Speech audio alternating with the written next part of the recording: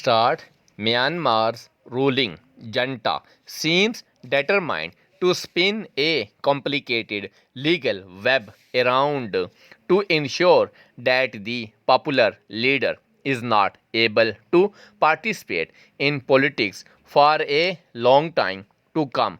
The generals have implicated the former state councillor and democracy activist in a raft two cases ever since overthrowing the elected government led by her in February 2021. The latest charges are linked to renting and buying a helicopter. Miss is accused of corruption and violating the Official Secrets Act as well as vote fraud.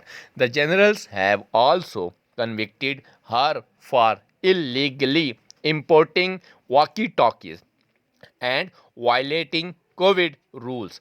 While some of the charges are clearly laughable, Myanmar's military rulers seem determined to misuse the law books to keep the civilian leader away from power. It is also true that while there was sustained resistance to the coup early on, how the junta has consolidated its power and is confident that it can ward off challenges to its iron fisted rule.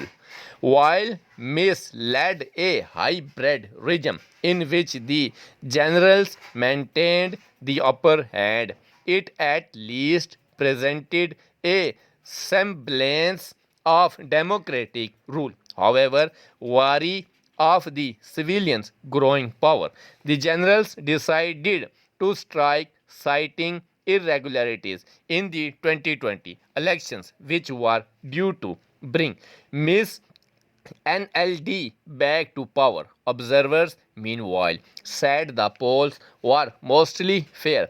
Regional efforts to urge the generals to restore democracy have also stalled as Asian. The bloc Myanmar is part of remains divided over how to proceed on the issue. While the bloc had issued a rare rebuke to the junta, the Comandian Prime Minister recently visited Myanmar, helping it break its regional isolation. The fact is that the coup has exacerbated Myanmar internal crisis, and though the generals will be able to keep a lid on things through the use of force, it is only sustained democracy that can help bring peace and development to this troubled nation, something that Myanmar's rulers must realize soon. Full stop.